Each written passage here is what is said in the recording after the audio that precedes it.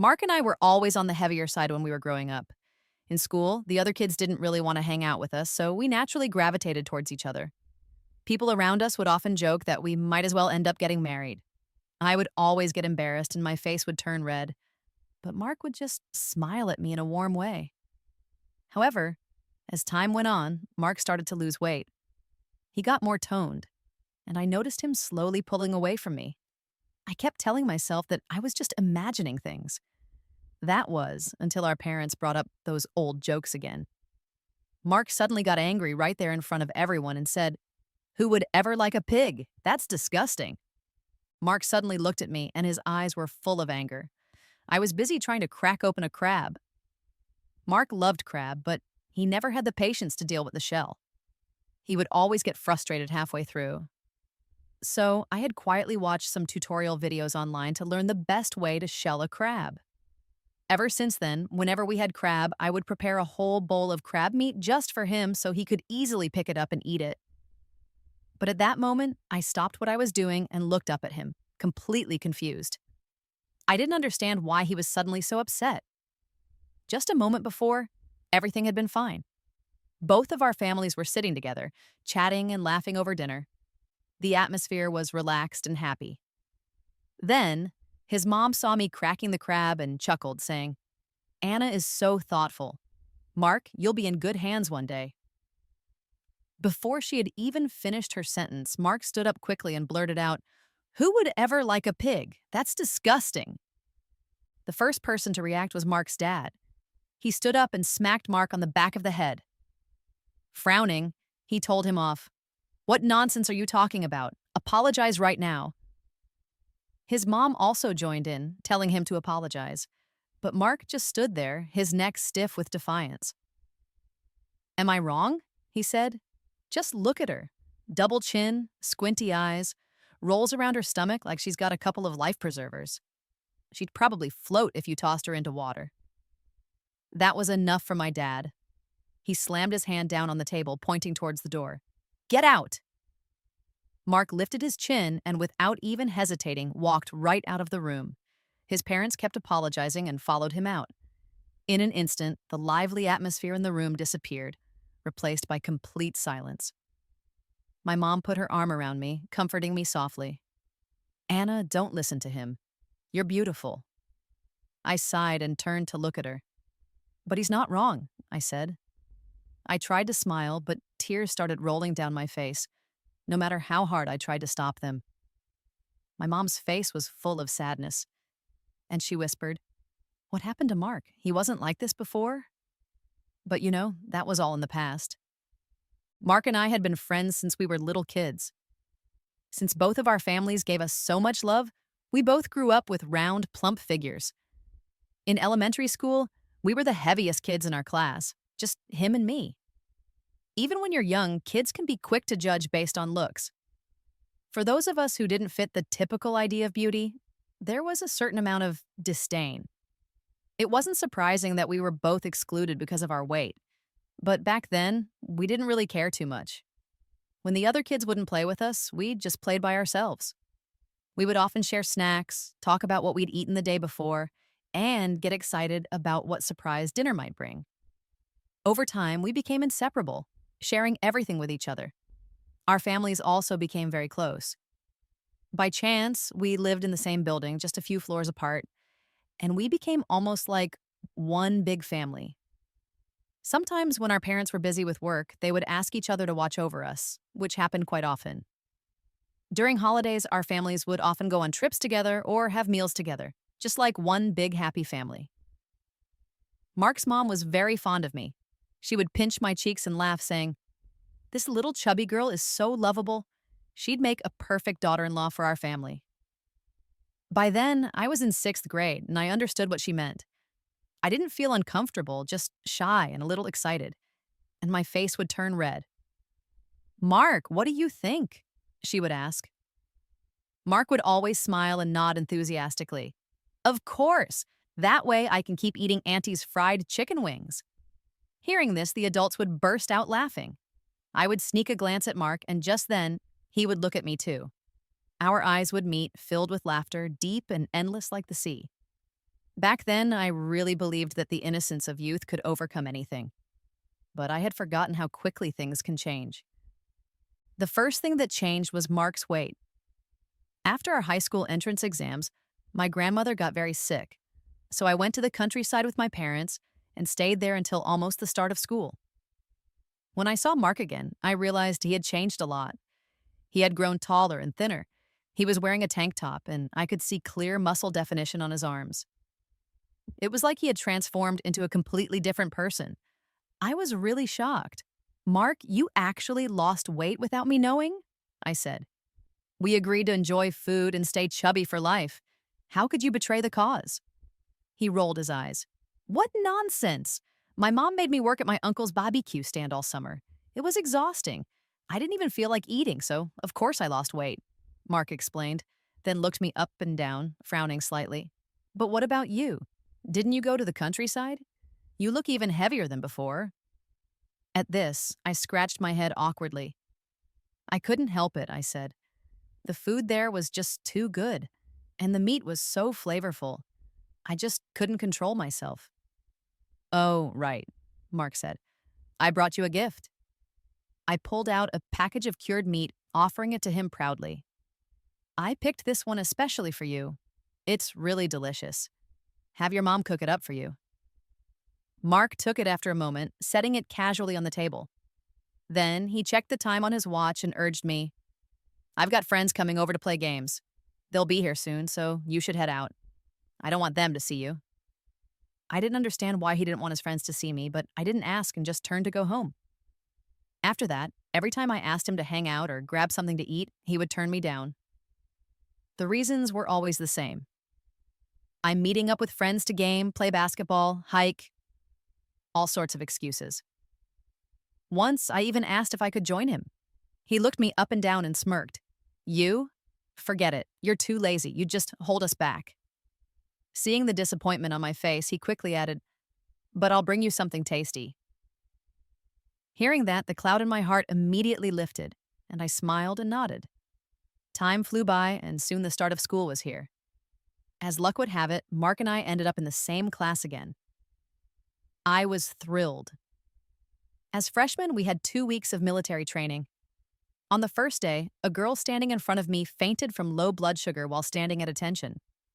The instructor looked around at the group and pointed at Mark. "You, step out and help that girl to the rest area." "Yes, sir," Mark's voice rang out, and he ran over to the girl, quietly asking her something. I don't know what he said, but the girl shook her head. Then, in front of everyone, he scooped her up and carried her across the field to the medical room. Cheers erupted all around us. I watched them disappear into the distance, feeling a strange, heavy feeling in my chest. During break, I found Mark and asked him about what had happened earlier. He just shrugged. "She said she couldn't stand up, so I had no choice but to carry her. I couldn't just leave her there, could I? We're all classmates.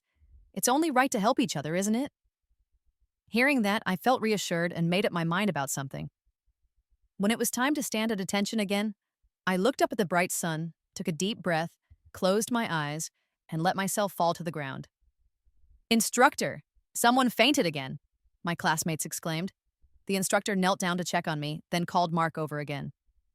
"Take her to the medical room." Eyes closed, I waited, filled with anticipation. But all I heard was Mark's indifferent voice above me. "Instructor, are you kidding? She's so heavy, how am I supposed to take her? Besides, with how much she weighs, there's no way she'd have low blood sugar. She's probably just trying to get out of training." Hearing that, I tensed up, my fists clenching. It felt like he had seen right through me. Before I could decide whether to get up, I heard the instructor's stern voice. "Watch your mouth. If you don't want to help, just say so, but don't talk nonsense. You, back in line.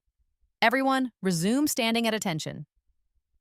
After that, the instructor leaned down, helped me up, and walked me to the shade. "There's no one here. You don't have to pretend anymore." The tension melted away, and I finally opened my eyes, looking at the instructor. Standing up straight, I bowed my head. "Sorry, instructor." He watched me for a long time, long enough for my guilt and nervousness to take hold again. Finally, he spoke. "Since this is your first offense and you admitted your mistake, I won't report you. but after training ends this afternoon, run 2 laps around the field." "Yes, sir," I responded eagerly, relief spreading through me. "There are only 5 minutes until break, so you don't have to hurry back. Just rest here for a while." "Yes, sir." As he walked away, I sat down, patting my chest to calm my nerves. Sitting there, I couldn't help but think of what Mark had said when I pretended to faint. "She's so heavy." I looked down at my stomach, pinched the flesh on the back of my hand, and all the emotions I had been pushing down flooded back in that moment. So he was disgusted by me. Disgusted that I was heavy, unwilling to offer a helping hand. But he had always said we were the same, that we would never look down on each other. So then, "Hey, Anna." Lost in thought, I heard a familiar voice above me. I looked up, seeing Mark walking over. He reached out, offering me a bottle of cold water. I didn't take it, just looked at him, hesitated, and finally couldn't hold back. "Mark, didn't you say it's only right to help each other out as classmates? Then why did you—" Before I could finish my sentence, Mark cut me off. "Why on earth would you pretend to faint? I know you too well. I saw through you instantly. Good thing the instructor is dense. If he'd noticed, you'd be in serious trouble." "Instructor's not dense," I muttered softly, but I still didn't quite get what he meant. "I'm just looking out for you. You wanted to skip training by faking a fainting spell. If other students found out, they might copy you. Then, if someone genuinely needed help, it would cause a real problem. Besides, I'm sticking it out, so as my friend, how could you slack off?" Mark's reasoning sounded convincing, but something about it didn't feel right to me. Before I could figure it out, he stood up suddenly. "Clara, what brings you over?" It was the first time I had heard Mark speak in such a gentle tone, filled with a clear hint of affection. Looking up, I saw it was the same girl who had fainted earlier. "I heard someone else fainted, so I brought some candy to help with the dizziness." Clara reached out, holding a few pieces of candy in her open palm. Before I could react, Mark quickly took the candy, smiling warmly. "You're so thoughtful. Even when you're not feeling well, you still think about others. You still look a bit pale. Let me take you back for some more rest." "There's no need. I can go back on my own." Clara smiled politely. "You should stay and look after Anna." With that, she turned and left.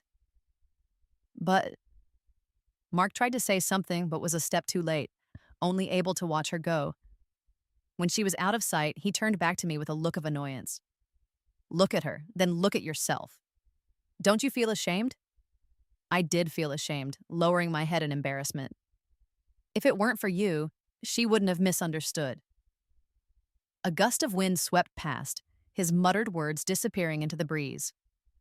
Confused, I looked up, hoping for an explanation, but all I got was a face filled with impatience. "Don't eat that candy," Mark said, looking down at the candy in his hand, gripping it tightly. "You're already so heavy. Eating it will only make you gain more weight." Heavy. That was the second time today he had called me that. I couldn't tell if he meant it or not anymore. "Everyone dismissed!" With the instructor's command, my classmates scattered in all directions. I walked slowly to the track and began to run. Even though it was late afternoon, the summer heat still lingered, and within 200 meters, I felt like I was in an oven. I wished there were a pond nearby so I could just dive in and escape the heat. As I ran, I faintly heard someone calling my name. I turned to look, and there were Mark and Clara. "Anna, it's really you," Clara exclaimed in surprise, then looked puzzled. "Everyone's been dismissed. Why are you still running? And didn't you faint earlier? You should rest instead of overexerting yourself." She's just... Before I could think of a response, Mark cut in. "She probably realized she's put on some weight and wants to work it off.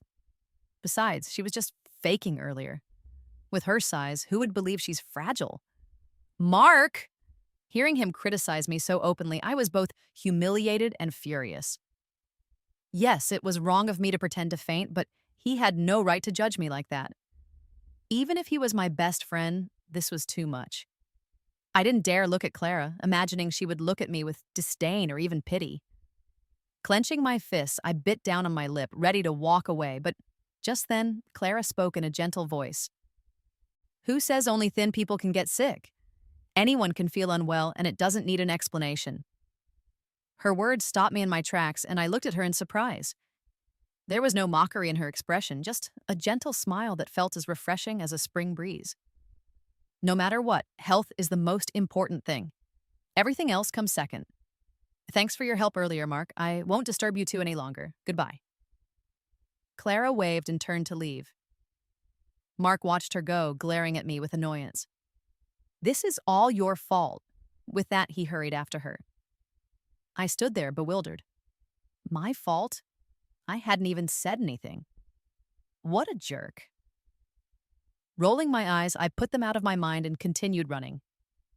For some reason, though, the running felt lighter and easier this time.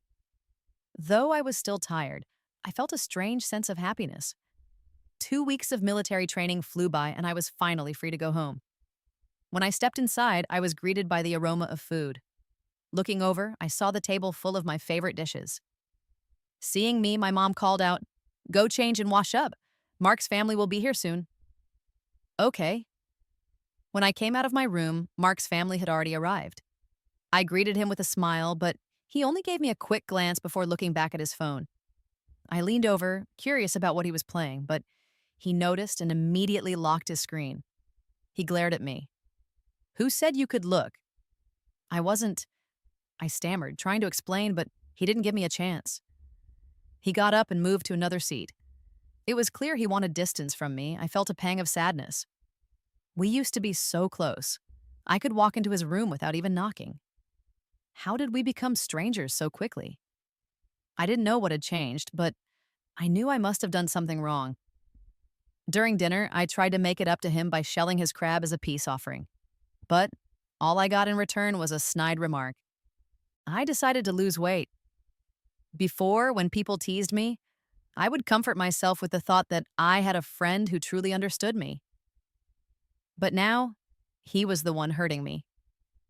Just thinking about his look of disdain made me hate the fat on my body. It felt truly repulsive. When my parents found out about my decision, they were the first to object. "What's the point of dieting? You're perfectly fine the way you are. We raised you healthy and happy, not for you to waste away for no reason. You should ignore Mark and his nonsense. Let him say whatever he wants." My mom was especially furious at the mention of Mark. All those fried chicken wings I made for him, wasted on a dog. Not only did they firmly oppose my diet, but they also started watching me at mealtime to make sure I didn't skip a bite. Since I couldn't diet at home, I had to find ways to try at school. During lunch, when everyone went to the cafeteria, I went to the track to run. But before long, I felt dizzy and nauseated. My vision blurred, and all I wanted was to collapse. Unable to continue, I pulled out my phone and, without much hope, called Mark. "Mark, I don't feel well. Could you—" "Anna, are you faking sick again? Aren't you tired of this same trick?" Mark snapped and hung up. Along with the call, he cut off the last bit of hope I had clung to. There was nothing left. Just before I blacked out, I thought I saw someone running towards me in a rush, but I couldn't see who it was. When I woke up, I was in the school's medical room. "You're awake." I turned and saw Clara sitting beside me. She looked at me with concern. "How are you feeling? Are you still uncomfortable?" I shook my head. "The doctor said you had heat stroke. Just rest for a while and you'll be fine. It's best not to go out to the track during a midday in such hot weather."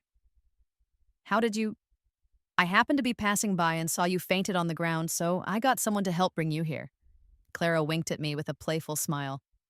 "After all, I'm a bit of an expert at fainting. I know exactly what to do." Her words made me smile too. I thanked her sincerely. "Thank you so much. If it weren't for you, I'd probably still be lying out there." "No need to thank me, we're classmates.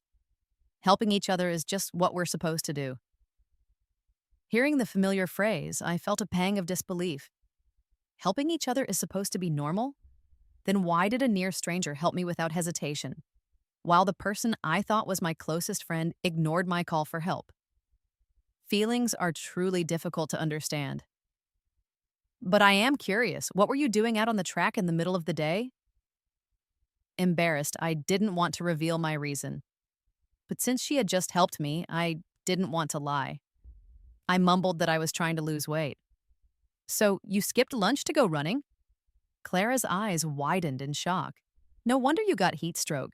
This way of losing weight is dangerous. It could ruin your health. I don't care. I'd rather be weak than be the fat girl everyone looks down on. How can you think like that? Her sudden outburst startled me, pulling me out of my self-pity. I stared at her, unsure of what to say. Do you know how much I envy you? Clara sighed, extending her hand. Her wrist was slender, her skin pale, her veins visible. My health has always been poor. I can't do much physically, and in gym class, I have to sit on the sidelines while everyone else has fun. I can't even go on school trips because of the risks. I begged to be part of military training this year. Not because I want special treatment, but because I just want to be like everyone else. But my body failed me. When Mark said you were faking, I felt relieved because that meant you weren't really sick. You're still healthy. You might see yourself as fat, but to me, you're not. Maybe a little chubby, but definitely within the range of healthy. Who says thin is the only way to be beautiful? There's no one definition of beauty. And right now, we're in high school, academics are demanding enough. If you start obsessing over dieting, you'll lose focus, weaken your body, and fall behind in your studies. Wouldn't you regret throwing away your future for some idea of beauty? Clara held my hand, comparing it to hers. Her fingers were thin and delicate, while mine were noticeably larger. Try gripping my hand. I did as she said. She smiled wryly. See, you didn't even try, yet I can't break free. What you despise in yourself is something others can only dream of having. Before you love anyone else, learn to love yourself. I looked at her, seeing the determination in her eyes. I nodded slowly, taking her words to heart. Clara gave me a meal plan. It was a special low-calorie diet she had prepared for me. I know my words might not sink in right away, but if you're determined to lose weight, I hope you'll do it gradually instead of rushing. Because of my health, my parents are very careful with my diet and have consulted experts to create balanced meals for me. I asked them to make this meal plan for you, and I hope it helps. I accepted it with surprise and gratitude, momentarily speechless. Just then, Mark walked over. Overhearing our conversation, he sneered, Anna, you, trying to lose weight? Start by controlling your cravings first. If you can give up snacks and milk tea, I'll actually respect you. Anger flared up inside me, but I held back. The other day, I fainted on the track and called you for help. You hung up, and in the end, Clara was the one who brought me here. Don't you have anything to say about that? I expected at least a hint of remorse from him, but his reaction was even worse than I could have imagined. Clara took you to the medical room? Mark's eyes widened, both shocked and angry. Anna, are you crazy? You know how heavy you are. What if Clara got hurt? How could you even ask her for help? He then turned to Clara with concern. Are you okay, Clara? Are you hurt? I nearly laughed out loud. I felt ridiculous for ever having feelings for him. Clara looked confused. Aren't you two friends? Anna fainted. Don't you care at all? Why would anything happen to her? Mark shrugged dismissively. She's as tough as a bull. If anyone's going to be fine, it's her. But you're so delicate. If she had fallen on you. Mark! Clara's face turned cold, the gentleness gone, replaced by a stern look I had never seen before. Please respect Anna and stop using her weight to insult her. Can you do that? Seeing Clara's irritation, Mark panicked and tried to explain. But Clara didn't give him a chance and walked back to her seat. Watching Mark standing there, bewildered, I felt a strange sense of satisfaction. This is exactly what he deserves, serves him right. I decided to completely cut Mark out of my life, permanently. But to my surprise, he suddenly started trying to be nice to me again. He would bring me breakfast, buy me milk tea, and even fill my desk with snacks. It was really confusing. The next time he put a milk tea on my desk, I confronted him. What do you want, Mark? Just say it. Nothing, just treating my good friend to milk tea. Good friend? I raised an eyebrow at him. A good friend who ignores a call for help? A good friend who insults and mocks? Mark, do you even understand what a friend is? Mark's face turned red, and he looked awkward. He looked around, then leaned in close and lowered his voice. Anna, I know I was wrong before. I'll apologize. We've known each other for so long. Can you just let it go? I can let it go, but what then? If you're over it, then help me explain things to Clara. Tell her I ignored you because I thought you were faking it. Normally, I'm very caring towards you. He frowned, looking troubled.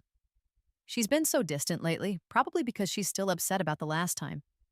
It's all because of you, so you should talk to her and clear things up. So that was his real reason. If Clara hadn't distanced herself, he wouldn't have apologized to me in a million years. He didn't think he was wrong. He only cared about Clara's opinion. So, you like Clara? Mark didn't deny it. Of course. She's beautiful, slim, and has such a gentle temperament. Who wouldn't like her? You're right. I nodded, gave him a small smile, then asked him seriously, so what makes you think you deserve her? Mark froze, not understanding what I meant. What did you say? I repeated calmly. Clara is amazing in every way. So tell me, what makes you think you deserve her? Is it your complete lack of emotional intelligence, those so-called muscles, or that mouth of yours that only seems fit for swallowing flies? Liking someone isn't just about their looks. You need to look at yourself, too. Anna, are you crazy? Mark, flustered and angry, almost started shouting, but I felt a feeling of satisfaction rising within me, a liberating thrill that made me want to laugh out loud. Why should he get to insult and mock me without me fighting back? I'm not his caretaker. I don't owe him any tolerance. He glared at me, his face red, then sneered, as if he had suddenly had a thought. A bad feeling crept over me. Anna, you've always been so nice and passive, but now that I've told you I like Clara, you suddenly blow up. I get it. You're jealous. You're mad because you like me and you don't want me to be with her, so you're acting nasty to hold on to me. You probably befriended Clara on purpose, right? You're scared she'll take me away from you, so you've been trying to sabotage us from the beginning. You're manipulative, Anna. And since we're being honest, let me be clear. I could never like you. You don't stand a chance. Instead of wasting time scheming, why don't you lose some weight? Nobody wants to be with a pig. I watched Mark's mouth open and close, spewing insult after insult. At first, I felt hurt, but as he went on, the hurt faded. By the end, seeing him so confidently spout off, thinking he had exposed some hidden truth, I found him pathetic. You're safe, Mark. If I ever liked you, I'd be a dog. With that, I picked up my milk tea and threw it at him. As he stood there, completely soaked, looking both ridiculous and furious, I smiled. Get lost, and don't make me sick again. Fine, Anna, don't come crying to me later. He stormed off, leaving behind an empty threat. Crying? No, I wouldn't cry. I was already looking forward to better days. I completely cut Mark out of my life. We ignored each other at school, avoided any situation that might force us together, and no longer shared meals when our families gathered. My parents already disliked him after what had happened. And now that we had broken ties, they didn't try to bridge the gap between our families. Before long, what had once been two close-knit families were strangers. I didn't mind and moved on with my life. Mark, on the other hand, was struggling. The reason, Clara. Clara and I had become close friends, spending time together constantly. Mark tried hard to get closer to her without having to be around me, but every time he would try to send me away, it wouldn't work. Whenever I saw him standing off to the side, frustrated and watching us, I couldn't help but smile. Of course, I asked Clara about her feelings. After all, my conflict with Mark was between us. It didn't involve her. If she had feelings for Mark, I wouldn't interfere. But as it turned out, Clara wasn't interested in him at all. In fact, she was somewhat disgusted. Using a girl's weight to put her down is a pretty low move.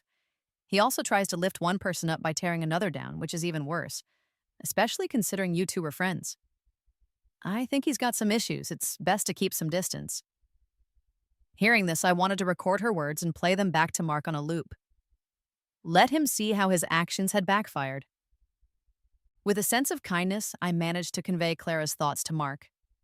I hoped he would give up and move on, mainly because I was tired of him lurking around like some shadow, giving me chills every time I felt his gaze.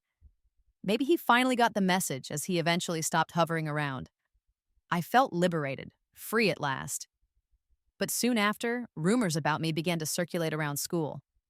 A post popped up on the school's forum saying I had some kind of mental disorder and that I stayed overweight to cater to people with certain tastes.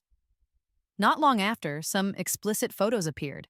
Provocative poses with a blurred face, but the body looked strikingly like mine. Even a scar on the thigh matched mine closely. Whispers and strange glances followed me wherever I went, as if I were on display, an object of ridicule. Fed up, I went to the teacher for help. Leaving the office, I spotted Mark standing in front of Clara. Seeing me, he smirked, then stepped forward. Anna, I never imagined you were like this.